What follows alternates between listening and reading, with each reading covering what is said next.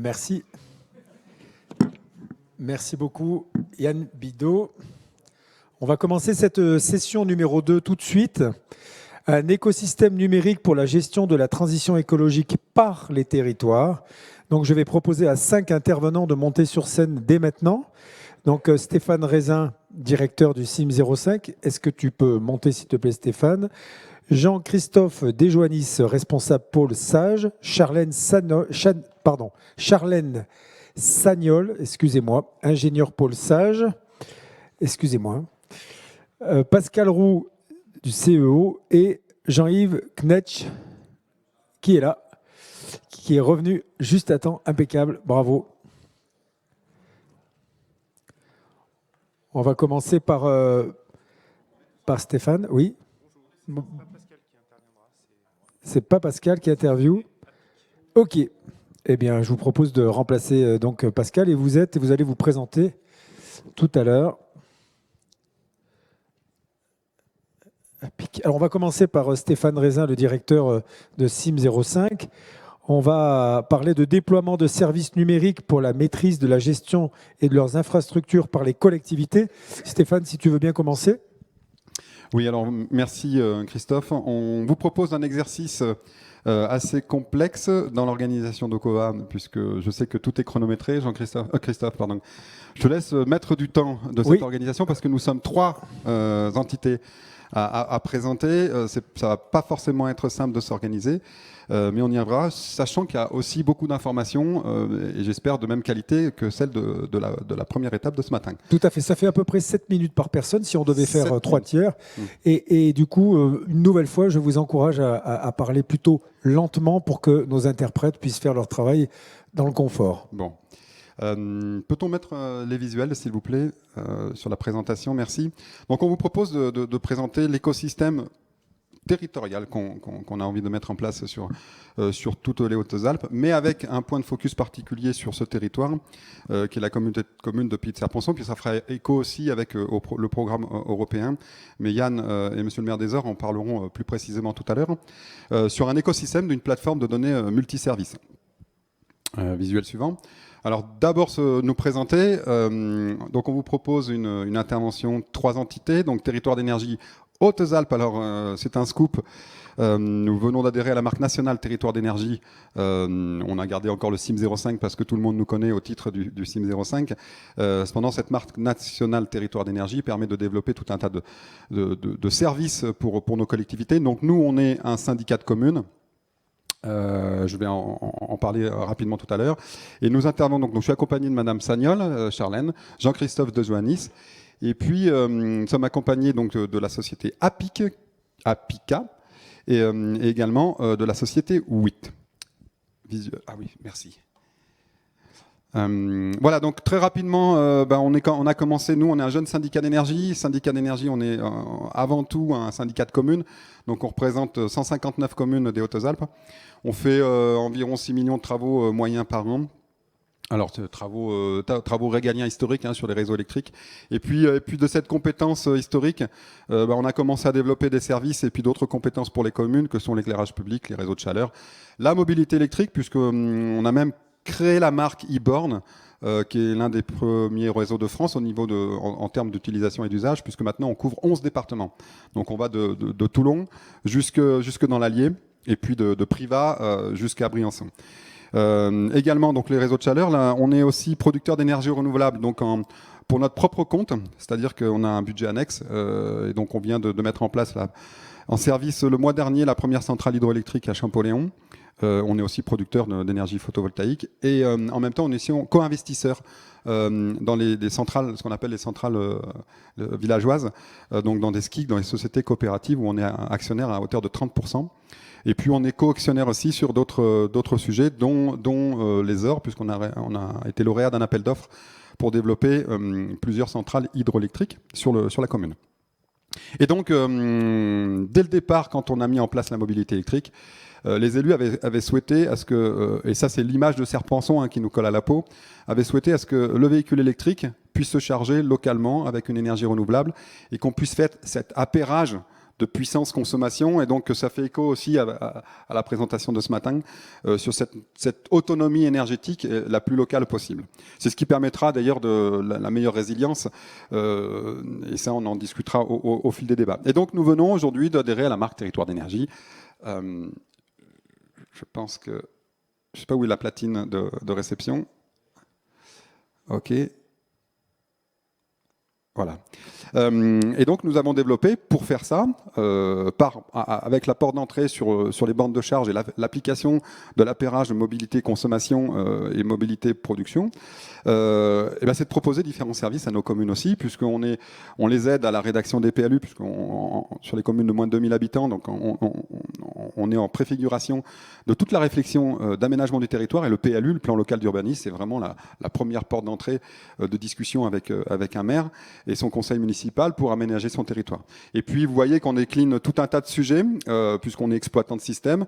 On a un nouveau service de rénovation thermique des bâtiments, de l'autoconsommation suivi de la consommation énergétique aussi des bâtiments publics.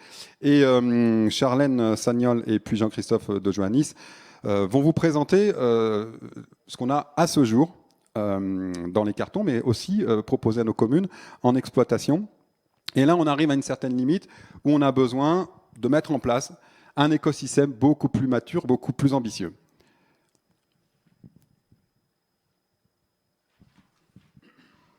Alors, on commence par Jean-Christophe de Joannis. Non, le micro, il est ouvert, il n'y a pas de souci. Il fonctionne ? Ok, super. Donc oui, en effet, je vais vous présenter ce premier système qui est une centrale hydroélectrique sur la commune de Champollion, donc d'une puissance de 130 kW et qui va délivrer 260 MWh par an. Donc un rapide historique de l'installation. Donc la commune a transféré sa compétence au syndicat qui s'est occupé des démarches administratives, s'est occupé des demandes d'autorisation, a réalisé les travaux et gère en interne l'exploitation de la centrale. Donc nous avions besoin d'un outil pour faire le monitoring et le pilotage de l'installation. Donc nous pouvons redémarrer l'installation à distance après une coupure réseau par exemple, suivre la production, déclencher les interventions suivant le type de panne. Ici, donc, il n'y a pas d'objet connecté car nous avons un automate qui communique via le réseau 4G toutes les informations, et toutes ces informations sont envoyées sur notre plateforme de supervision et l'hyperviseur dont Jean-Yves tout à l'heure va présenter. Donc le second système, c'est par rapport à nos bornes de recharge, et comme le disait tout à l'heure Stéphane, avec nos 80 bornes dans le département et les 1200 bornes que compose le réseau e-borne à ce jour sur les 11 départements. Donc il y a une application de notre délégataire, donc via la DSP, la délégation de services publics, qui s'appelle CityApp. Donc cet outil sert au déclenchement des interventions, la sauvegarde des rapports d'intervention ainsi que le suivi des consommations de chaque borne. L'intégration de ce système et le dialogue entre cet outil et notre hyperviseur permettra de proposer de la tarification dynamique par exemple en lien avec tous nos systèmes de production locale. Donc le troisième système, donc, ça concerne un autre type d'application, c'est le réseau de chaleur qu'on a construit. Donc là, c'est un transfert de compétences de la commune vers le CIM, compétences réseau de chaleur. Donc le syndicat s'est occupé de l'investissement et revend la chaleur à la commune. Et nous avons du coup mis en place un système avec un automate 8, encore une fois, qui permet d'être connecté au module d'astreinte de notre exploitant, donc une entreprise locale, qui déclenche du coup les interventions dès qu'il y a le moindre défaut. Donc en temps réel, on a tout ce qui est température de départ, de retour et l'état de fonctionnement de l'installation. Voilà, donc je vais passer la main à Charlène. Charlène Sagnol, ingénieur Paul Sage. Donc une autre installation, je pense que c'était la première du syndicat, première installation photovoltaïque à Saint-Pierre d'Argenson, donc 9 kW crête, qui est installé sur le garage communal. Et c'est un peu aussi de là qu'est partie la réflexion sur le réseau LoRaWAN, puisque c'est un site, on va dire, un peu isolé en ce qui concerne la communication, puisqu'il n'y a pas, Internet sur le site. Le réseau téléphonique passait pas très bien. Donc on s'est appuyé, on s'est dit on va s'appuyer sur le réseau LoRaWAN. Donc c'est une des premières qui a amené cette réflexion. Donc on a un petit capteur directement branché sur la sortie téléinfo client du compteur Linky, et on vient récupérer les infos sur notre automate qui est sur notre siège maintenant à charge. Voilà. Ensuite, nous avons notre installation à Baratier qui a été évoquée tout à l'heure par Eaton. Donc là, pareil, on a un automate qui nous permet de faire le monitoring et le pilotage de l'installation. Ça nous permet également de gérer des alertes pour pouvoir assurer une astreinte et de faire le suivi de production et de consommation pour la facturation de production. Dans un autre style, on travaille, et c'est d'ailleurs un des sites pilotes, on travaille sur les ors. Donc là, on est parti sur l'usage pour les écoles.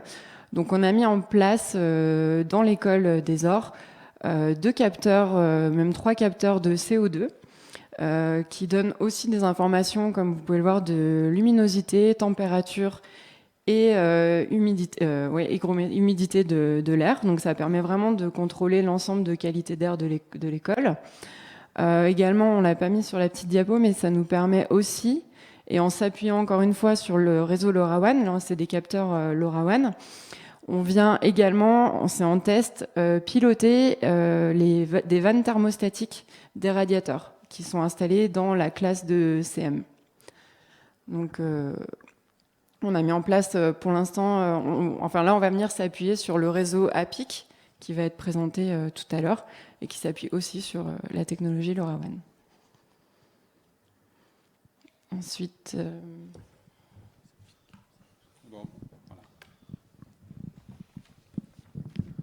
Alors, APICA, présentez-vous. Bonjour à tous, donc, je suis Fabien Philippe, je suis le directeur technique de la société APIC. APIC se dit APIC, voilà.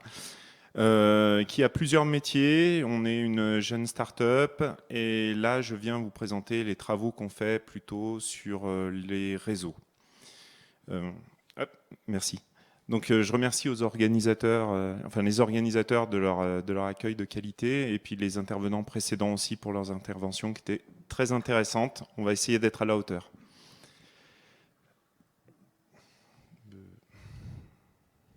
Sur le bouton de droite. Bouton de droite, pardon. Donc, moi, je voulais amener quelques éléments de cadrage dans la réflexion, puisque ce qu'on déploie, c'est des réseaux LoRaWAN et plus généralement des réseaux LPWAN. Donc, la question, c'est pourquoi on les déploie et à quoi ça sert. Donc, tout ça, ça nous ramène à la question, qu'est-ce que l'Internet des objets ? Alors, je suis à peu près sûr que si je faisais un sondage auprès de vous, j'aurais des réponses très variées. Je vois des gens qui sourient, ça fait plaisir. Je ne suis pas le seul à m'être posé la question. Donc, moi, j'ai commencé mon métier il y a 20 ans. À l'époque, on ne parlait pas d'IoT, on parlait de M2M, machine to machine.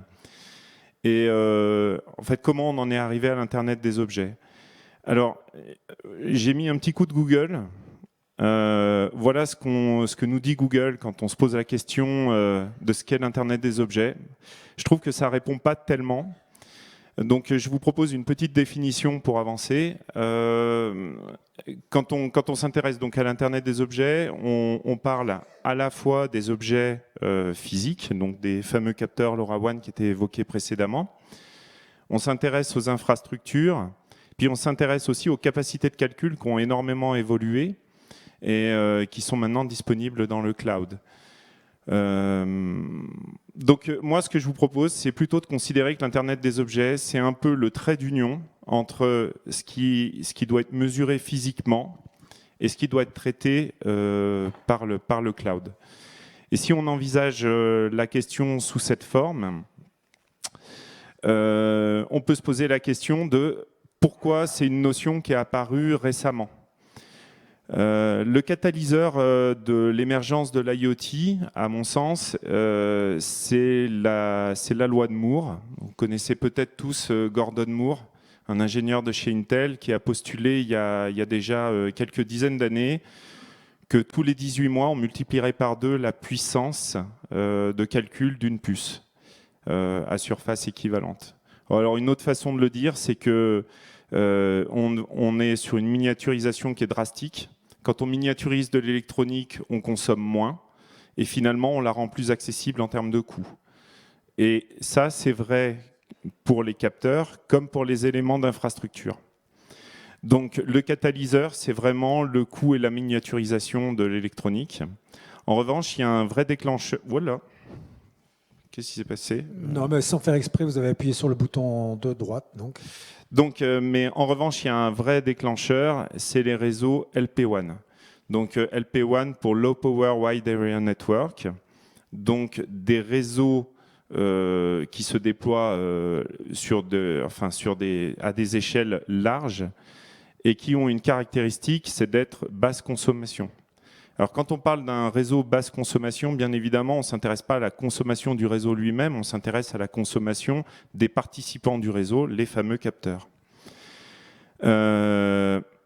Alors, si vous tapez LPWAN sur Google, vous allez trouver ce genre de graphique qui vous montre, qui met en correspondance, on va dire, 2 dimensions des réseaux.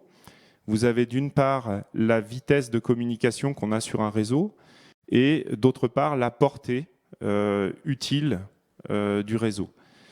Donc ce que je vous disais, dans les années 2010, ont émergé un certain nombre de réseaux qui avaient des caractéristiques assez fortes. On les voit en bas à droite du graphique, c'est-à-dire une vitesse de communication faible et une portée par contre assez grande puisqu'on est sur des portées qui sont de l'ordre de la dizaine de kilomètres. Là où Bluetooth, on est sur quelques mètres, Wi-Fi, on est sur quelques dizaines de mètres. 4G, 2G, 3G, on est de l'ordre du kilomètre, 3, 4 kilomètres. En LPWAN, on peut porter jusqu'à 10 kilomètres assez facilement. Moi, ce que je vous propose, c'est plutôt d'illustrer le propos. Plutôt que de rester dans la théorie, on va faire un peu de pratique. Vous avez à gauche une antenne 4G et à droite une antenne LoRaWAN. Pour vous représenter, le petit module qui est derrière l'énorme antenne est plus gros que la station de base LoRaWAN qu'on déploie en dessous de l'antenne là. Les conséquences, c'est quelques chiffres qui sont assez clés. Si on compare un réseau 4G à un réseau LoRaWAN, on a un facteur 100 qu'on retrouve sur plusieurs éléments entre les deux éléments des 2 réseaux. On a une consommation qui est 100 fois moindre, un coût qui est 100 fois moindre, que ce soit des coûts d'acquisition, des coûts d'installation ou des running costs. On va trouver des débits qui vont être 100 fois moindres aussi, assez facilement. Mais est-ce que c'est réellement un problème quand il s'agit de mesurer le CO2 toutes les 10 minutes dans une salle de classe? Je ne crois pas. Et on a aussi un temps d'installation et une gestation d'une installation d'une antenne qui est beaucoup plus courte parce qu'il n'y a pas d'autorisation à demander auprès de l'autorité de régulation des télécoms pour déployer une antenne LoRaWAN, alors qu'une antenne 4G, il faut obtenir des autorisations. Et comme c'est un équipement qui est très, très encombrant, ça nécessite le déploiement de pylônes et d'installations. Alors, que le réseau consomme 100 fois moins, c'est une chose, mais quel est le bénéfice pour les capteurs? Eh ben, c'est qu'on va arriver à une durée de vie d'un capteur qui va être 10 fois plus grande sur un réseau LoRaWAN par rapport à un réseau 4G, parce que le capteur aura besoin de beaucoup moins d'énergie pour communiquer. Et en fait, si vous deviez retenir qu'une seule chose de mon intervention, c'est ça. C'est les réseaux LPWAN permettent d'avoir des capteurs qui ont une durée de vie en totale autonomie qui est de l'ordre de la dizaine d'années. Donc ça a énormément de valeur parce que quand il s'agit d'instrumenter une retenue d'eau, quand il s'agit d'instrumenter un compteur, eh ben, on déploie et 10 ans après, on aura à changer une pile. Donc c'est un coût d'entretien et un coût de maintien en fonctionnement qui est très faible. Et du coup, le coût de déploiement d'un réseau fait qu'on entre dans un nouveau paradigme. Avant, on mettait des systèmes, on mettait des capteurs sans fil là où on avait la possibilité de les mettre, c'est-à-dire là où il y avait du réseau et là où il y avait de l'alimentation électrique. Maintenant, on est dans un monde où on va aller chercher à déployer du réseau là où on a besoin de mettre des capteurs.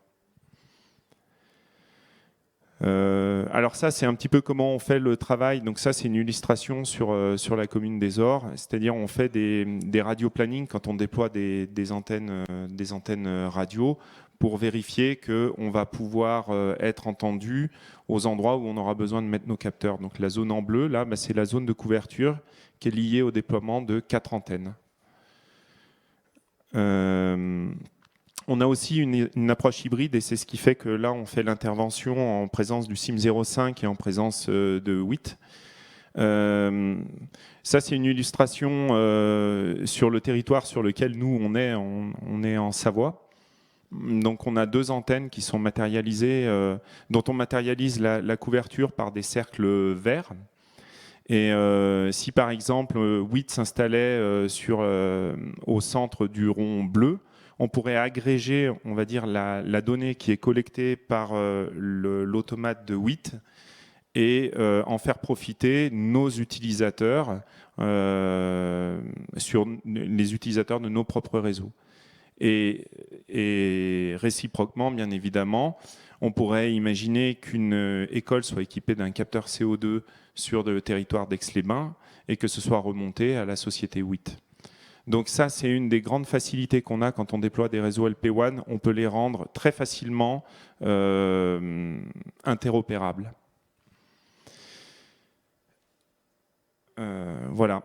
Donc si je devais résumer le travail d'APIC quand on fait du réseau, notre métier, c'est réellement de faciliter l'accès au réseau LPWAN en offrant l'opération du réseau LPWAN et en accompagnant l'exploitation des devices, donc en rendant simple le déploiement de nouveaux devices sur nos réseaux. Alors, quelques éléments d'ouverture pour terminer. Je vous ai dit qu'on avait plusieurs métiers au sein d'APIC. Le point de départ d'APIC, c'était d'amener de la technologie au service de la sécurisation des activités outdoor. Donc, on a une offre où on met à disposition de nos utilisateurs des capteurs de ce type-là. Et une personne qui est munie de ce capteur-là peut être retrouvée par les secours, où qu'elle soit, qu'il y ait du réseau ou pas. Mais on a une phase d'approche qui repose sur une localisation qui est partagée par le device à travers nos réseaux. Et ensuite, on a une phase de recherche plus spécifique avec les équipes de secours en montagne. Fabien, vous pouvez remontrer le capteur justement maintenant que vous êtes près de votre visage. Voilà, je le mets voilà. Ici. Là. Voilà. C'est petit, c'est compact et ça sauve des vies. Voilà, exactement. Par rapport à un téléphone, voilà, c'est plus petit, c'est plus léger et ça a beaucoup plus d'autonomie. On accompagne aussi donc les problématiques ou plutôt des solutions pour répondre aux enjeux de la transition énergétique. On accompagne aussi des thématiques de mobilité en équipant des navettes de capteurs LoRaWAN qui permettent de les positionner, ce qui permet d'optimiser, on va dire, les flux des navettes au sein d'un territoire. On travaille aussi sur des thématiques de pastoralisme et notamment autour de la thématique du loup, où se situe le loup, comment l'effrayer tout en faisant partager le territoire aux loups et aux troupeaux. Voilà. Ce sont des exemples de thématiques qui sont rendues possibles par les réseaux LPWAN et l'IoT. Je vous remercie de votre attention. Merci Fabien. On vient de voir la puissance de LoRaWAN et sa synergie avec WIT. On a avec nous Jean-Yves Knecht, Désolé pour la Non, pas de prononciation. problème, très bien. Ça a été bon. C'est la bonne prononciation. C'est passé juste limite. Jean-Yves, 8. 8. Donc 8, nous, on est les industriels. Hein. Donc le slogan, c'est la maîtrise technologique au service du mieux-être de l'homme. Voilà, notre solution, nous, c'est une société qui existe depuis 35 ans, hein, qui est française, développement en France. Et on pilote, on sécurise, on exploite les installations techniques, tout type d'installations techniques. On est plutôt dans la partie chauffage, ventilation, climatisation, contrôle d'accès, tout ce qui est bâtimentaire. Je vais aller assez vite, hein, parce que je pense qu'il y aura pas mal de... Allez-y. Ouais. Après, il y aura des questions, mais vous êtes là pour J'ai vous du temps. exprimer. Okay. Oui, vous avez votre temps. D'accord. Donc notre expertise métier, c'est l'automatisation des systèmes bâtimentaires, beaucoup de monitoring, de la planification, du service d'astreinte. Nos systèmes sont capables d'envoyer des messages sur des téléphones, sur des messageries internet et ainsi de suite pour avertir de la régulation et la surveillance d'installation. Une démarche, c'est la règle des 4A, l'acquisition, donc tout ce qui peut être mesuré, et mesuré. L'action, donc avec ces mesures, on peut piloter des installations. L'anticipation, on a des systèmes de prévision, prévision météo et prévision de consommation en fonction de l'utilisation des bâtiments. Et on a un système d'analyse aussi pour prendre de meilleures décisions. Là, je vais passer sur l'acquisition. Hein, c'est toutes les possibilités de remontée de données. Et l'acquisition. Donc, pourquoi on est venu sur le LoRa, puisque c'est un des thèmes de l'atelier là, c'est qu'on avait beaucoup de protocoles dits filaires, hein, donc ce que vous voyez, le LoanWork, BACnet, le MBus, et il nous manquait des solutions d'acquisition de données à distance. On avait sur des bâtiments, par exemple, les compteurs gaz n'étaient pas dans le bâtiment, étaient en limite de propriété, et le fil n'était pas tiré, donc il y avait difficulté de remonter les indicateurs de consommation du gaz. On a essayé des solutions Zigbee, des solutions radio, mais la portée n'était pas ce qu'elle était, donc on a été un peu coincé. On est venu à la solution LoRaWAN parce que c'était une solution complètement opérable, hein, par l'utilisateur. Donc on a intégré nous, ce qu'on appelle un cœur de réseau dans nos automates. Et en branchant une antenne sur notre automate, on est capable d'aller récupérer des capteurs qui sont à proximité et pouvoir traiter ces capteurs en local. Ce qui est important, c'est que les données locales restent locales. C'était une aberration de récupérer de passer par un système qui envoyait les données sur un serveur on ne sait où, et puis qui devait revenir sur le bâtiment pour pouvoir piloter la vanne ou le volet d'air, et ainsi de suite. Donc notre système LoRa est intégré et il reste local sur l'automate. Les actions, là, tout à l'heure, vous avez vu pas mal de slides, hein, d'imagerie, de systèmes qui ont été installés par le CIM 05. Là, vous avez d'autres solutions. On a de la planification, on peut faire de l'effacement en fonction des consommations, enfin tout ce qui est faisable avec un automate en fin de compte. Et une des solutions qu'on a intégrées aussi, c'est qu'on peut avoir un système de script où vous pouvez programmer une fonction qu'on n'a pas implémentée dans l'automate. Donc vous pouvez la programmer. C'est relativement facile, hein, c'est de la programmation relativement simple.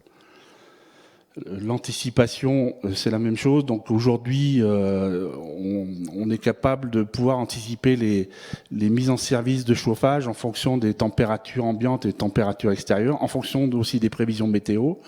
On peut calculer les consommations en fonction des prévisions météo sur les prochains jours. Donc ça, c'est intégré aussi à l'automate.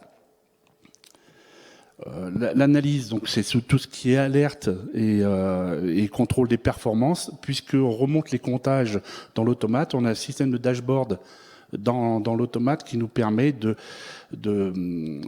caler les consommations ou de contrôler les consommations en fonction de ce qui était prévu au niveau énergétique et de suivre finement nos consommations. Hop. Là, c'est l'architecture. Bon, là, je vais vite passer parce que c'est pas le plus intéressant. C'est ce qui différencie. Pour moi, c'est qu'on est ouvert. Hein, tous les protocoles. On est ouvert à tous les protocoles de communication qui existent dans le bâtiment. Vers l'extérieur, on peut aussi transmettre les données des automates des bâtiments que l'on gère. On peut les transmettre vers d'autres prestataires, vers d'autres gestionnaires d'énergie. On a une comptabilité multi-énergie, multi-compteur. Et on a des API alors pour les programmeurs, c'est ce qui permet de dialoguer avec des logiciels qui sont dans notre automate et aussi sur le data center où on peut stocker des données. Le choix des équipements et ainsi de suite. Donc ça, on va vite passer. Hop là, trop vite. Ah zut. Alors là, j'ai tout zappé. Excusez-moi. C'est pas grave. Ça ne veut pas revenir. Hop.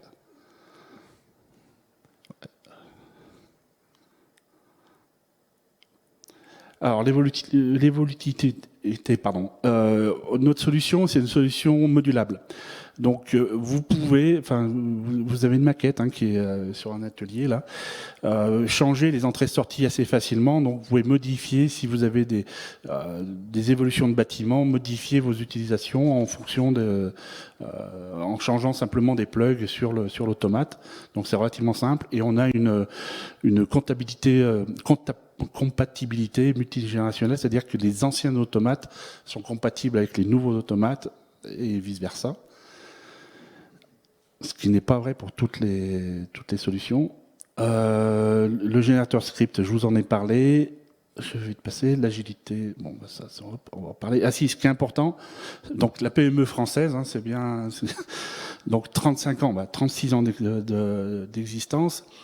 Le développement est fait en interne, donc le plus gros de la masse salariale, c'est du développeur qui répond aux demandes des utilisateurs. C'est-à-dire que si vous avez une fonction spécifique ou une utilisation spécifique, on peut la développer assez facilement et la mettre en place très facilement.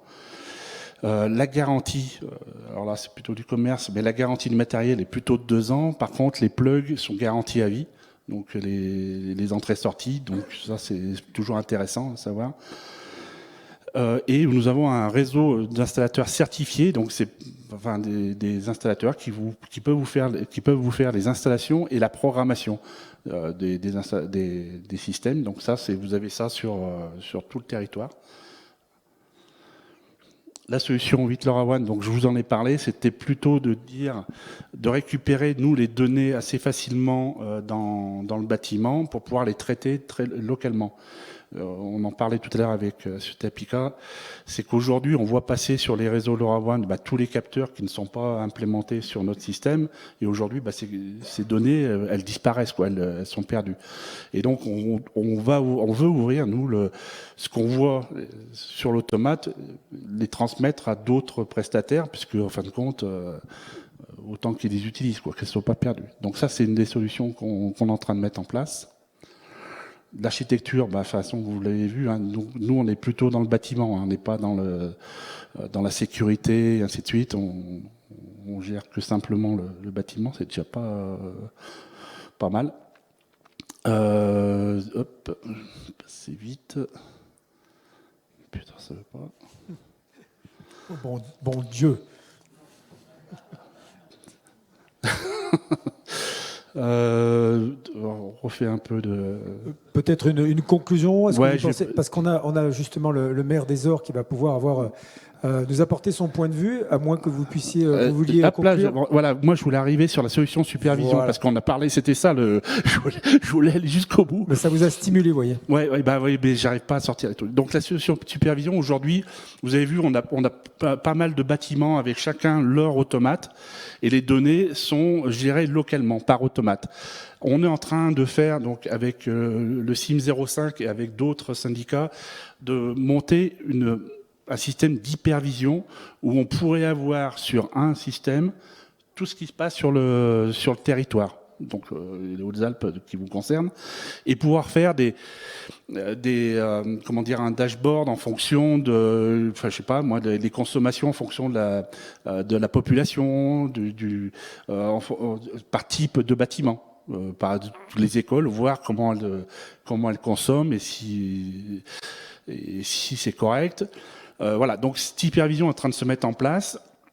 Le LoRaWAN nous permettrait aussi d'aller récupérer des données qu'aujourd'hui on n'a pas dans le bâtiment, hein, des données par exemple de stationnement, plein de données de consommation d'eau. On gère pas la consommation d'eau sur nos automates, mais elle est gérée autrement par des prestataires. Donc ça permettrait aussi d'analyser globalement la consommation énergétique et la consommation des fluides de chaque collectivité, de chaque intercommunalité et éventuellement de chaque département. Voilà, où on veut aller, c'est ça. Donc c'est en train de se développer. Ça marche plutôt pas mal. Ce qu'il faut savoir, c'est qu'aujourd'hui, les données arrivent chez WIT et sont stockées chez WIT et on les traite. C'est le plus facile. Mais à terme, les données resteront locales. Donc on redescendra les serveurs au niveau du SIM ou d'une autre entité pour qu'eux gardent la main sur leurs données. Ce qu'on ne veut pas, c'est être propriétaire des données. Voilà, vous avez le... Merci Jean-Yves. On va tout de suite avoir un rebond immédiat, je pense, de Pierre Voller, qui voulait intervenir pour donner son point de vue sur la supervision des installations. Et après, on redonnera la parole à Stéphane. Oui, donc c'est pas un point de vue technique, rassurez-vous, c'est simplement voilà l'élu qui va expliquer l'intérêt de ce qu'on est en train de voir, parce qu'on n'est pas en train de présenter des solutions techniques uniquement, on est en train de montrer un écosystème qui fonctionne, qui commence à être déployé et pour lequel on souhaitait, en tout cas nous, aller de l'avant sur les ors et sur le territoire. Avec les opérateurs, je vais dire historiques, on en a parlé pendant des années, on l'a pas fait. Alors qu'aujourd'hui, avec le SIM, avec WIT, avec ce qu'on est en train de faire, c'est en train effectivement de se réaliser. Là, Jean-Louis disait à l'instant sur la question, par exemple, de l'eau. Nous, on a un partenariat parce qu'on a une DSP avec Veolia, et donc on a déployé 750 compteurs LoRaWAN sur les ors, et on a les informations en temps réel qui nous permettent d'avoir la gestion aussi de la fréquentation de la station, etc. Donc on a mis aussi ça en place sur, on l'a dit tout à l'heure, hein, sur les écoles avec les capteurs de CO2, la partie liée au pilotage notamment aussi des thermostats. Avec APIC, on met en place pour l'école de ski des transpondeurs qui effectivement, LoRa, qui sont dans la poche comment dire, et qui permettent de suivre les gens sur les pistes, avec les pisteurs pour la sécurité. Voilà, et cet écosystème, il se déploie. Et ce que je veux dire, c'est qu'on fait sauter des verrous. On va de l'avant et c'est vraiment très intéressant pour moi qui viens un peu de la technique. Pour information, je suis le fondateur d'une entreprise qui est un peu concurrente de WIT et j'ai entendu dire que la sécurité c'était pas vraiment, ce qui est très bien puisque ARD qui est le concurrent, il est beaucoup plus sur la sécurité, donc tout ça est très complémentaire. C'était une petite aparté en passant. Voilà, mais on a vraiment un écosystème et on passe ça aujourd'hui. D'ailleurs, c'est ce qu'on verra cet après-midi sur le programme Novaltitude, qui est notre projet territorial plus large, hein, station, vallée. On travaille avec la communauté de communes, avec SIM aussi, sur l'audit des bâtiments publics, avec Aurélie qui est là dans la salle, et en allant vers une labellisation Citergie. Voilà, donc tout ça va de l'avant avec des choses très concrètes, des informations. On l'a vu avec des niveaux de retour d'informations. On casse un peu les verrous qu'on pouvait trouver avec des choses beaucoup plus, sectorisées, avec des opérateurs de télécommunications et autres. Donc voilà, un élu satisfait et avec des opportunités de développement devant nous. Merci Pierre Voller, maire des Ors. Tu peux poser le micro si tu veux bien. On va revenir à Stéphane Raisin qui va animer cette petite dernière partie autour de l'écosystème pour des services multi-applicatifs au territoire. 3 partenaires. Stéphane, est-ce que tu veux bien mener cette discussion pour terminer avant qu'on puisse poser des questions avec la salle et nos amis en distanciel? Merci, bien volontiers. Si on peut remettre le dernier visuel, parce que ça permet justement d'expliquer et de synthétiser pourquoi nous sommes là à 3 dans cette animation aujourd'hui. Rappeler que tout cela, ça sert à quoi en fait? On parle d'usage, on parle de besoins, que ces usages ils sont multiples. Alors nous, on a une particularité collectivité, c'est qu'on a plutôt des usages et des demandes venant des collectivités, venant des communes, des EPCI, des départements, et Et ces usages sont spécifiques. On a vraiment des demandes métiers. Et que pour faire en sorte qu'on puisse gérer ces usages, on arrive sur la proposition de services. Ces services sont multiples également. Et donc, vous voyez, en fait, dans toute l'iconographie en tête de page, vous avez des métiers type sur la gestion des réseaux, que ce soit humide ou sec, la mobilité, et la mobilité sous toutes ses formes. Ça peut être voiture, vélo, transport lourd. Les déchets, la production d'énergie renouvelable, la consommation. Donc nous, effectivement, au syndicat d'énergie, on est plutôt axé sur les bâtiments publics, mais pas que, parce que quand on veut aussi faire de l'autoconsommation publique-privée, il faudra bien qu'on adresse aussi de la connaissance donc des services pour que on puisse faire cet appairage production-consommation. Le tourisme, et quand on parle de tourisme, on parle des flux, gestion de flux, qu'ils soient aussi bien en station d'ailleurs que les flux entrant-sortant d'arrivée de touristes, mais pas que, c'est tous les flux de communication et de consommation. Parce qu'on a des grands pics de consommation sur nos territoires, de gestion de stations d'épuration et autres, sur la gestion également de flux par rapport aux voiries. Et donc là, après, on rentre de plus en plus vers la miniaturisation et la connaissance des systèmes jusqu'à la sécurité et le mapping sur la géolocalisation. Tout ça sont des usages finalement. Et ces usages, quand on est sur de la géolocalisation, ça devient un service quand on veut savoir où on est et quand on veut savoir où on va. Et puis si dans le où on va, on a besoin de se charger quand on arrive de Marseille et qu'on va aux Ores, c'est pas plus mal qu'on ait un géoréférencement d'une borne électrique sur le trajet. Donc tout ça, ça devient des services. Par contre, pour adresser ces services, il nous faut de la communication, il nous faut des réseaux. Voilà pourquoi on a présenté cette couche réseau IoT avec WIT en particulier et APIC. Et puis, donc, vous voyez que le réseau de communication, ce qu'on propose pour les Ores, c'est qu'on le développe ensemble avec APIC.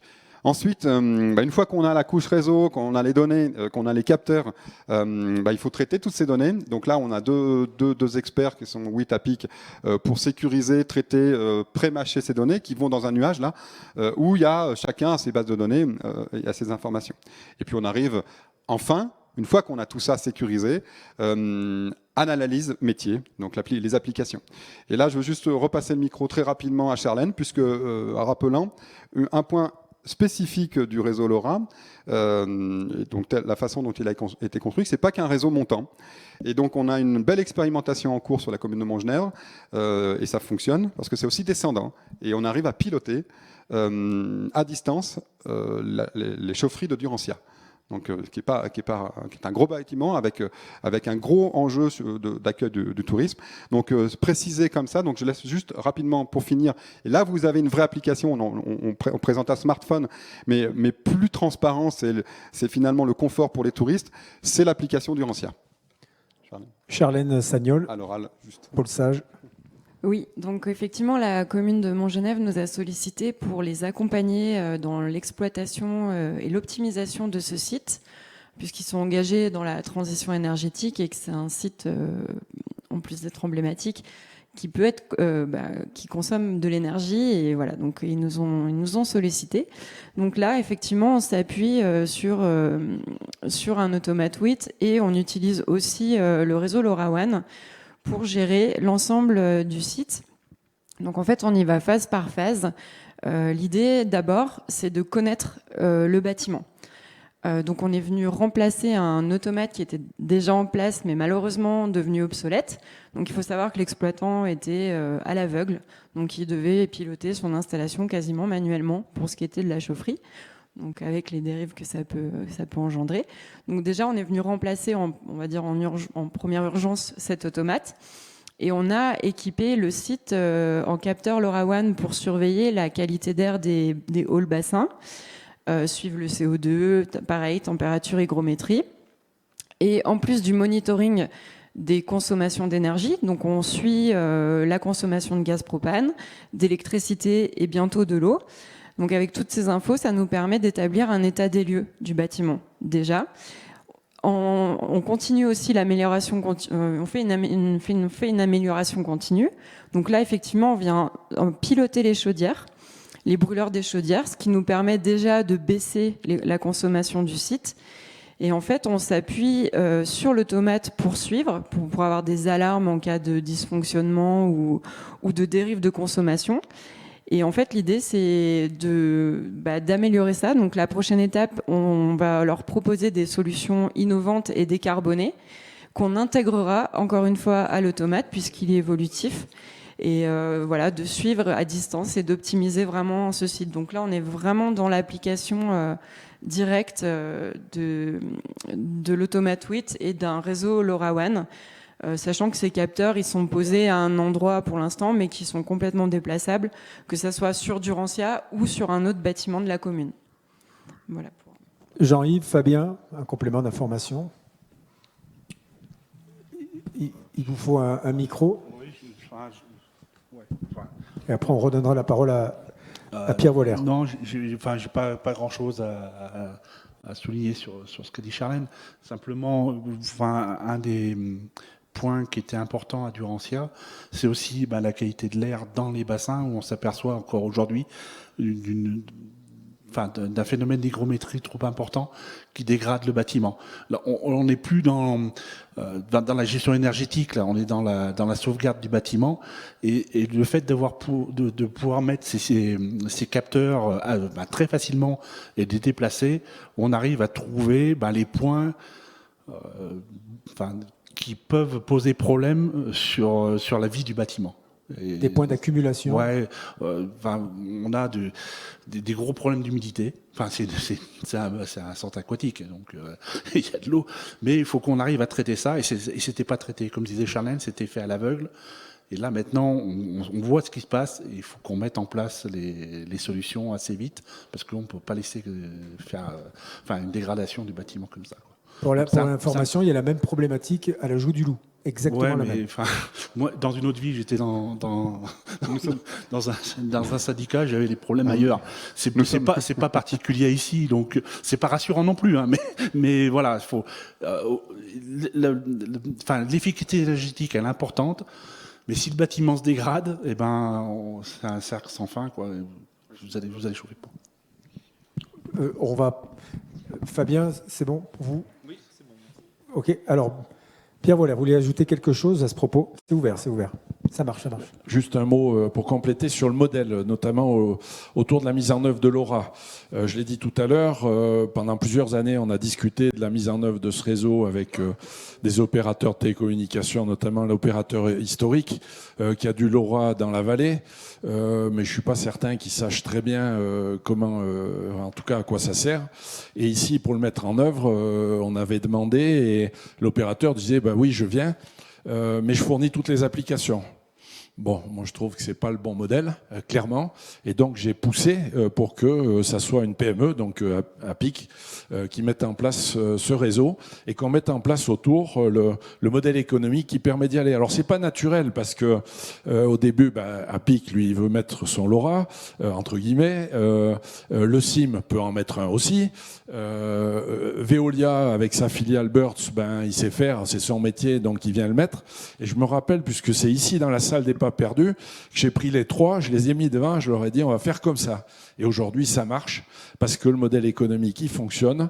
APIC a négocié avec Veolia de travailler, puisqu'on a mis en place et on a déployé 750 compteurs sur la commune avec du LoRa, et donc les informations passent dedans, et tout ça c'est un modèle qui est vraiment efficace, qui existe aujourd'hui et qui est très ouvert à développer quelque chose de très concret, très efficace à court terme.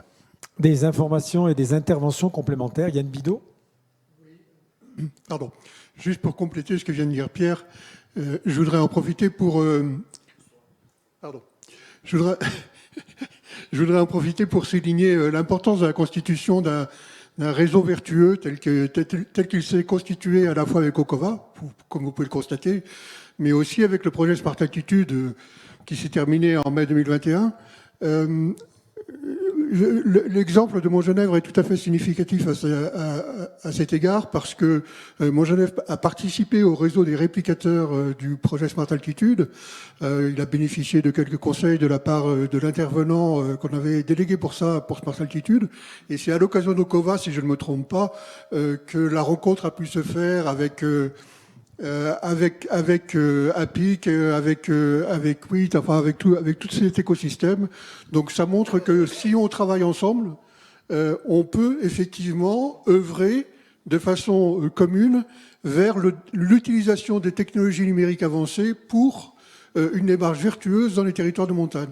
Et c'est ça qu'on essaye de défendre avec des projets comme Smart Altitude ou Nova Altitude qu'on vous présentera cet après-midi. Merci Yann.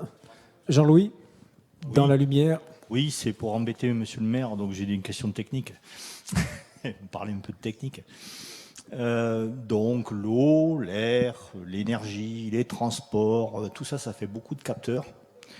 Tout le monde veut ce type de réseau et piloter ces réseaux lui-même d'ailleurs. Les collectivités préfèrent, je pense que tu préfères avoir la main sur ton système toi-même. Seulement tout ça, ça fait beaucoup de données. Alors j'ai une première question technique. Est-ce que LoRa, le débit, ça va être suffisant par rapport à tout ce qu'on veut faire dans un ensemble? Ça, c'est la première question. La deuxième, c'est le volume de données. Est-ce que ce volume de données peut être géré et calculé en interne, donc en local, ou est-ce qu'il faudra aller sur le cloud? Parce que j'ai compris qu'il y avait APIC, c'était plus le cloud, WIT, c'était plus en local. Et est-ce que, j'ai aussi entendu parler d'automates. Est-ce que vous envisagez, l'un comme l'autre, d'aller vers l'intelligence artificielle pour gérer ces volumes de données, enfin les réseaux de neurones artificiels et ce genre de choses? C'était juste pour la lumière. On a commencé les questions-réponses, du coup, hein, on a enquillé, comme on dit, pour continuer ainsi. Fabien. Alors, je vais répondre sur la thématique du réseau. Une des grosses différences qu'il va y avoir entre un déploiement qui va être piloté par APIC et un déploiement qui va être piloté par un grand opérateur, c'est qu'on va avoir une approche complètement différente. Je vais dire quelque chose qui va tomber sous le sens, mais une fois que je l'aurai dit, vous comprendrez mieux le rapport que je fais avec les questions de débit. Si je vous demande de chuchoter, ça va vous prendre beaucoup moins d'énergie que de hurler. Mais c'est un peu la même chose quand on déploie un réseau LP WAN, c'est-à-dire que c'est pas parce qu'on peut avoir des énormes portées que c'est pas intéressant de ramener sur des portées très courtes, parce que les capteurs vont pouvoir parler beaucoup moins fort. Et le corollaire de ça, c'est qu'ils vont pouvoir parler beaucoup plus vite. Donc quand on veut augmenter la capacité d'un réseau LoRaWAN, on rajoute des antennes pour permettre aux capteurs de parler plus vite. Ça, c'est le premier axe. Le deuxième axe, c'est que quand on parle d'un bas débit, on parle d'un bas débit unitairement pour chacun des capteurs, mais une antenne, elle est capable de supporter plusieurs communications simultanées. Donc concrètement, un réseau avec 4 antennes sur des usages tels que ceux de la mobilité, des réseaux secs, des réseaux humides, de l'énergie, où un capteur va chercher à communiquer, on va dire, quelques fois par heure, on va avoir des capacités à supporter des dizaines de milliers de capteurs sans difficulté. Et comme ils parlent tous très peu, ça fait une agrégation d'un petit volume de données. Donc en fait, ça répond à la deuxième thématique. Si qu'on pousse ça dans un cloud ou dans un automate, mais je ne vais pas me substituer à WIT pour cette réponse-là, on reste quand même sur un volume de données qui est gérable. Et en vrai, il y a une vraie question du dimensionnement du réseau et une vraie question du dimensionnement des systèmes, parce que souvent on a tendance à surgénérer de la donnée. Si c'est pour la jeter à la poubelle, on a raté complètement le défi de l'IoT. Donc en réalité, c'est un dimensionnement correct de la donnée qui est générée par rapport aux besoins qui va permettre après de traiter un volume de données qui est raisonnable. Qui peut le plus, peut le moins. Jean-Yves. Ouais, sur l'automate, nous, le fait qu'on utilise très peu le cloud sur l'automate, c'est ce que je vous disais tout à l'heure, c'est que les données qu'on récupère, c'est pour piloter des installations que l'on gère. Donc, aller récupérer des données sur le cloud qu'on ne sait pas d'où elles viennent pour piloter des systèmes locaux, c'est pas très bon, quoi.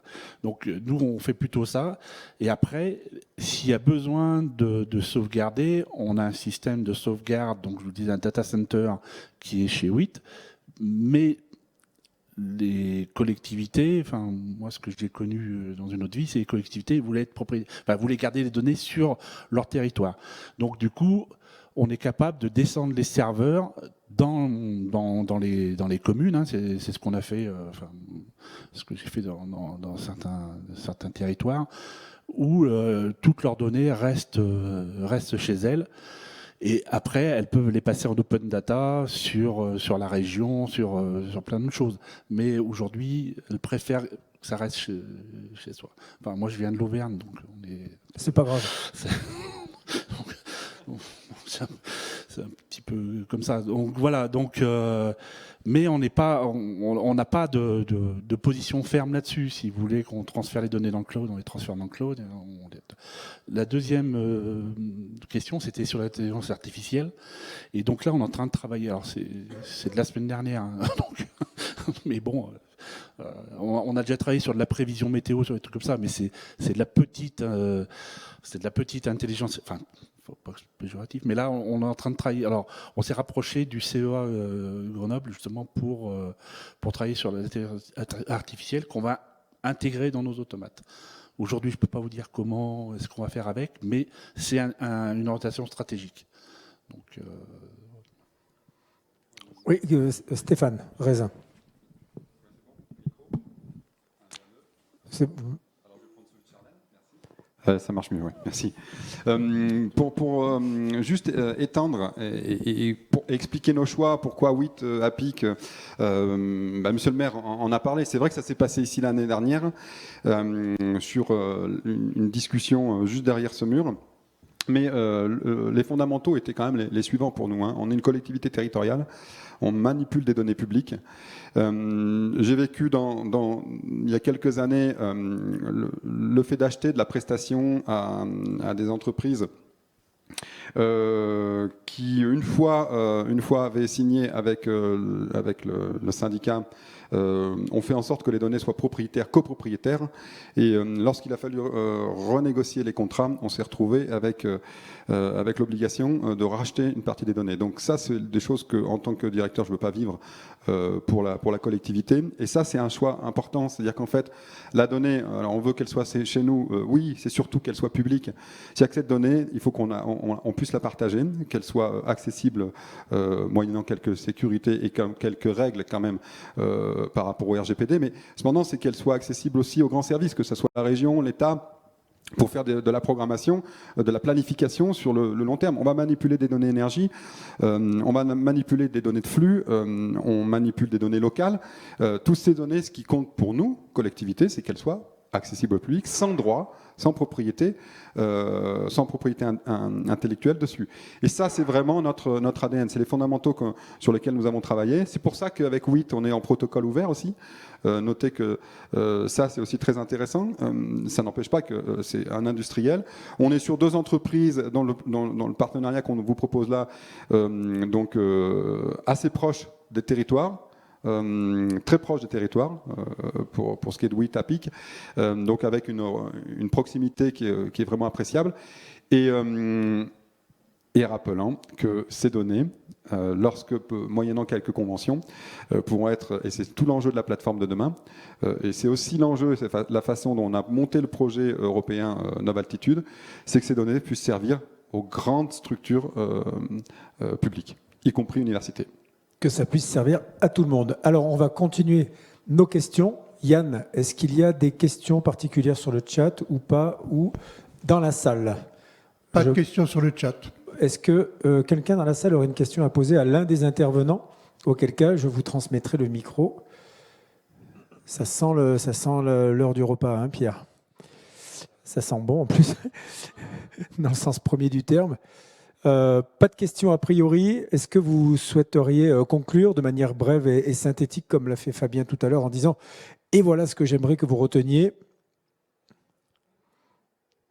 Moi, je me lance sur au moins pour ce qui est du SIM 05, déjà au moins présenter le fait que vous avez parlé de l'ajout du loup.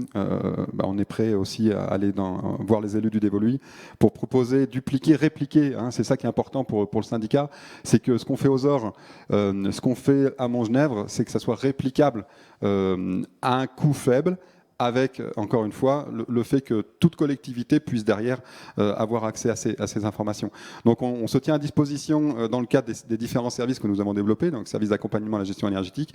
Mais finalement, la gestion énergétique, comme le soulignait Jean-Yves, c'est aussi la sauvegarde pour certains cas d'usage, la sauvegarde du patrimoine. Sachant que le grand enjeu pour nous, parce qu'on avait annoncé il y a quelques années au COVA, on reste aussi très ancré sur notre territoire et sur le fait de pouvoir apprécier notre autonomie énergétique. Et c'est aussi avec de la donnée qu'on arrive à rendre responsable le citoyen, parce que jusqu'à maintenant on a appuyé sur le bouton, ça a toujours fonctionné. Par contre, personne ne se pose la question, peut-être maintenant. Personne ne s'est posé la question de savoir ce qu'il y avait derrière, toute la mécanique de services publics, de production, entre autres de l'électricité, puisque je parlais d'un bouton, mais y compris pour le gaz, on allumait, ça fonctionnait. Je pense qu'aujourd'hui, les citoyens, au-delà des lois, au-delà des initiatives locales, vu les crises qu'on vient de traverser, et malheureusement, je ne veux pas être oiseau de mauvais augure, mais je pense que ce n'est pas terminé, je pense que le citoyen va vraiment s'approprier le thème de l'énergie. Merci Stéphane. Charlène, un mot de conclusion de non? Non, c'est bon pour tout le monde? Ok, pas de questions pour finir? Si, encore une question.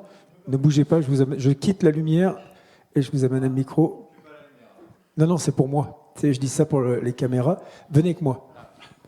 C'est vrai que ça sera mieux pour tout le monde, pour ceux en particulier qui sont en distanciel. Je vous propose de vous mettre ici et voilà. Je me présente, je suis dans le micro. Je suis Rohan Thomas, ingénieur pour Montgenèvre, donc ça va être concret et en lien avec ce qu'on vient de dire. Ça va être assez facile de comprendre où je vais en venir. Je vais faire un peu la pub pour le CIM, parce que du coup on travaille en étroite collaboration avec eux. Et j'avais une petite question un peu marrante, parce que quand on a commencé notre collaboration avec le CIM, on s'est rendu compte que le coût était très faible. Très faible, c'est même une bouchée de pain, parce qu'on paye au nombre d'habitants. Montgenèvre, à l'année, c'est 400 habitants. Du coup, on paye rien, et du coup, on paye que le matériel sur toutes les opérations. Maintenant, la question, c'est comment faites-vous pour fonctionner avec des coûts aussi faibles? Allez, je réponds. Merci. Toutes les questions sont justifiées. Sur la réplicabilité, Montgenèvre a eu beaucoup de chance. On est sur tout l'intérêt d'un syndicat intercommunal, puisqu'en fait, nous, on est financé par les communes, indirectement via la taxe sur l'électricité, par le gestionnaire de réseau qui est Enedis sur de la redevance de concession, puis par l'État, donc dans une boucle fermée des recettes qui redescendent sur le territoire, et c'est le CIM dans le cadre. Alors c'est pas sur. Je regarde le collègue de Montgenèvre, donc c'est pas un geste la main sur le cœur, c'est que tout simplement les communes cotisent indirectement et qu'on est dans un service mutualisé qu'on propose aux communes. Donc voilà pourquoi il y a un coût qui n'est pas le coût réel, puisqu'on a aussi nos frais internes. Ce qui est certain, c'est que on voulait. Donc il est en deux parties. Ce coût, il est sur un terme fixe, un terme variable. Le terme fixe, c'est le coût à la collectivité, donc calculé au nombre d'habitants, et puis le terme fixe, il est en fonction du nombre de capteurs et d'installations qu'on met. Par contre, à souligner que ce coût variable, il est dépendant donc de l'installation. Les installations appartiennent aux communes. C'est-à-dire qu'en fait, on n'est pas propriétaire, nous, le CIM, on fait l'intermédiaire financier, on achète. Pendant 5 ans, on se fait rembourser, donc on fait de la trésorerie d'avance pour les communes. Pendant 5 ans, les communes nous remboursent ce coût variable, et à la fin des 5 ans, on leur remet les clés, on leur remet les capteurs, elles leur appartiennent.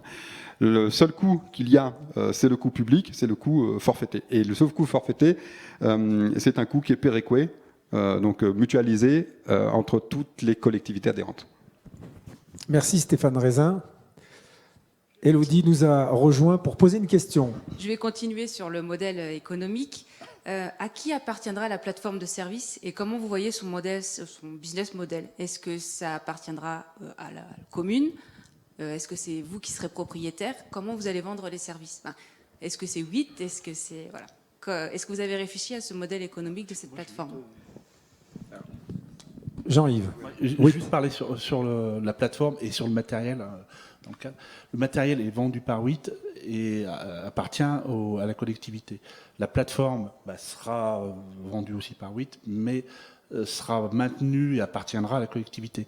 8, par exemple, dans 5 ans, Montgenèvre ne veut plus travailler avec le CIM, ce qui serait une grosse erreur, mais pourra toujours maintenir son système avec les partenaires locaux qui existent. Donc ils sont pas ficelés. C'est-à-dire quand on vend une solution WIT, vous n'êtes pas ficelé avec WIT. On vous l'a vendue, elle est à vous, on vous accompagne pour la mettre en route, pour la faire vivre, mais vous pouvez la gérer complètement de A à Z. Ce qui va se passer, hein, le CIM va gérer complètement de A à Z la partie programmation, gestion des données, ainsi de suite.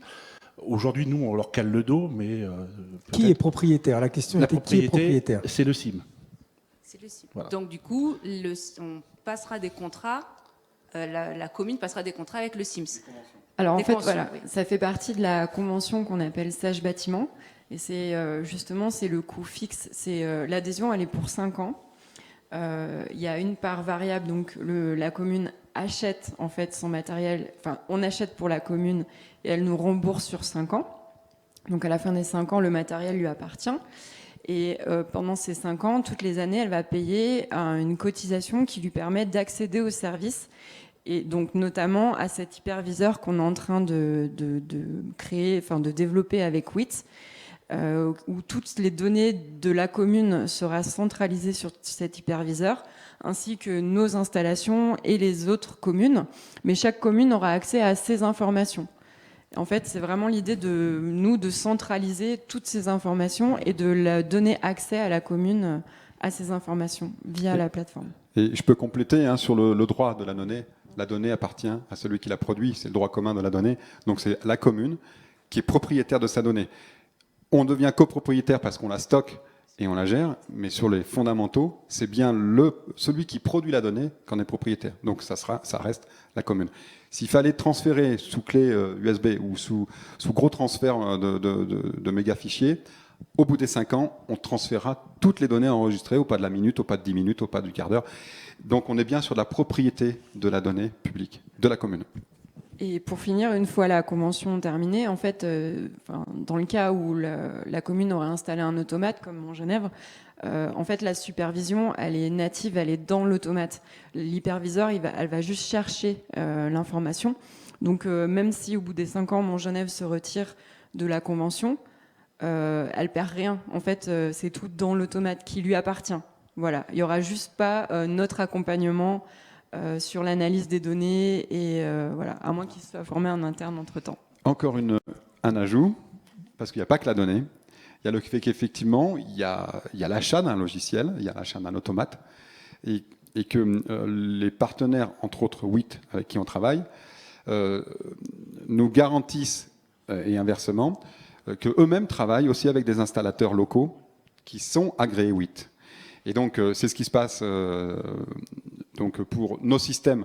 Parce qu'en fait, on est parti de nos propres systèmes. Hein. Comprenez qu'en fait, cette plateforme, on la met à disposition des collectivités parce qu'on a développé, on est en train de développer, on a plusieurs canaux d'information, on est en train de faire en sorte de tout centraliser, de mettre de la cohérence dans tout ça. Mais chaque entité a déjà ses installateurs. Nous, on traite aussi l'ombrier de Baratier, elle est maintenue par des entreprises d'électriciens locaux. Le réseau de chaleur est maintenu par des énergéticiens locaux. Et donc, ces personnes travaillent déjà avec WIT. Donc, ce qui veut dire que même si les communes, les collectivités partaient du CIM, elles sont complètement libres. C'est qu'en fait, les installateurs locaux, les gestionnaires locaux, les exploitants, ceux qui sont en délégation, peuvent tout à fait reprendre l'installation. Il n'y a pas de propriété sur le système et à pouvoir redévelopper. Est-ce que j'ai répondu? Est-ce que nous avons répondu, pardon? Alors justement, le complément d'information sera apporté après la fin de ce débat. Jean-Yves, vous vouliez ajouter quelque chose avant qu'on conclue vraiment définitivement? Alors, c'est toujours sur le matériel. Savoir que l'outline, la garantie, enfin tout ce qui est autour de WIT est lié à l'appareil et pas lié à l'acheteur. C'est-à-dire que l'appareil qui est posé à Montgenèvre il est géré par qui que ce soit. Il aura accès à la hotline, à la garantie, et ainsi de suite, de WIT, sans qu'on vienne lui dire vous n'êtes pas le propriétaire, vous n'êtes pas l'installateur. Nous, on est lié à l'appareil. On n'est pas lié à l'installateur ou au programmeur, et ainsi de suite. Et les logiciels sont gratos, enfin, tout est open source, donc ils peuvent tout récupérer, il n'y a pas de propriété. Merci Jean-Yves. Yann, oui, je voudrais juste... Il vous faut un micro, absolument, parce qu'on est en distanciel. Juste avant d'apporter votre complément d'information, Yann devait... Voilà. Dans l'ordre. J'aurais juste apporté un complément, si vous me le permettez. Je pense que Stéphane sera d'accord avec ce que je dis. Ce que toute cette intervention a montré ce matin, cette intervention commune avec ces trois acteurs, c'est que, en même temps, l'intérêt d'avoir un opérateur qui est un syndicat de collectivité, c'est qu'il est au plus proche des besoins de ses utilisateurs qui sont les communes. Autrement dit, il est capable de faire évoluer ses services et ses plateformes de services en fonction des besoins des utilisateurs. Donc au-delà des questions, je dirais presque purement théoriques, de à qui appartient, qui en fera quoi et qu'est-ce qui se passera au bout de 5 ans, il faut comprendre quand même l'intérêt qu'il y a eu pour le CIM de dire on va développer des services, ou pour le Ciel 42 auparavant, peu importe, on va développer des services qui sont vraiment dirigés vers les besoins des collectivités, et l'hyperviseur que nous allons développer avec WIT sera le plus approprié possible en fonction des besoins des communes et de l'évolution de ces besoins. Voilà, c'est ça que je voulais dire au passage, même si les communes restent libres effectivement de sortir au bout de 5 ans ou d'une façon ou d'une autre. Tu reprendras la parole dans quelques minutes pour qu'on conclue vraiment cette matinée et voir comment va commencer l'après-midi. Fabien, dernier mot. Je souhaitais compléter le propos pour Madame parce que le réseau s'appréhende pas exactement de la même façon que les automates ou les logiciels. On a des running costs, donc nous les clients ne sont pas propriétaires du réseau. En revanche, on amène beaucoup de conseils en amont dans la conception pour ne pas rendre les clients captifs. Parce que j'attire votre attention là-dessus, dès qu'on commence à parler des réseaux, il y a la donnée qui n'appartient pas à l'opérateur du réseau, c'est une évidence, puisqu'on est juste opérateur de transit. En revanche, il y a les clés qui permettent de sécuriser les communications. Et là, s'il n'y a pas une bonne appréhension de cette étape de conception, vous allez créer énormément d'adhérence entre votre système et l'opérateur réseau. Donc nous, on s'est positionné de manière à aider les gens à rendre la réversibilité facile. Enfin voilà, si jamais un jour vous devez déployer du réseau dans vos installations, c'est un point de vigilance très important. Merci Fabien. Yann, pour conclure, il vaut mieux que tu viennes dans la lumière, s'il te plaît, conclure cette matinée pour pouvoir démarrer la prochaine partie de la troisième session qui commencera à 14h. Voilà, je veux juste dire un tout petit mot rapide, en particulier pour les gens qui sont connectés via la plateforme Zoom. Restez à l'écoute, reconnectez-vous, en tout cas, n'hésitez pas à continuer à suivre nos débats à partir de 14h, parce que en fait, il y a une grande cohérence dans tout ce programme de la journée. Après avoir vu les aspects sur l'énergie collective, après avoir vu les aspects sur les plateformes de gestion des données et sur les solutions intelligentes pour la gestion du territoire, cet après-midi, on présentera le projet Novaltitude qui vient d'être déposé pour acceptation par l'Espace Alpin. On espère qu'on sera lauréat de cet appel.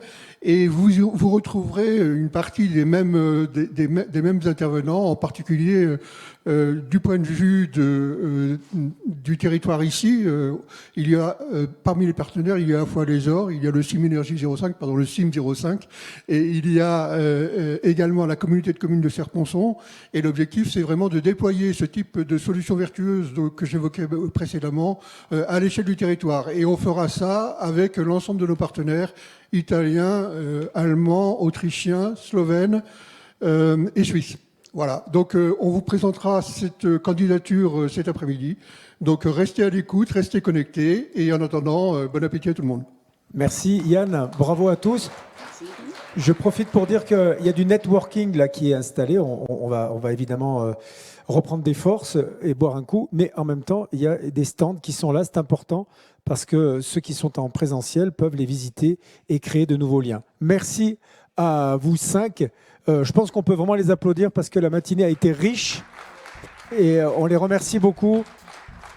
Une grande présence et beaucoup de précision. Merci à toutes.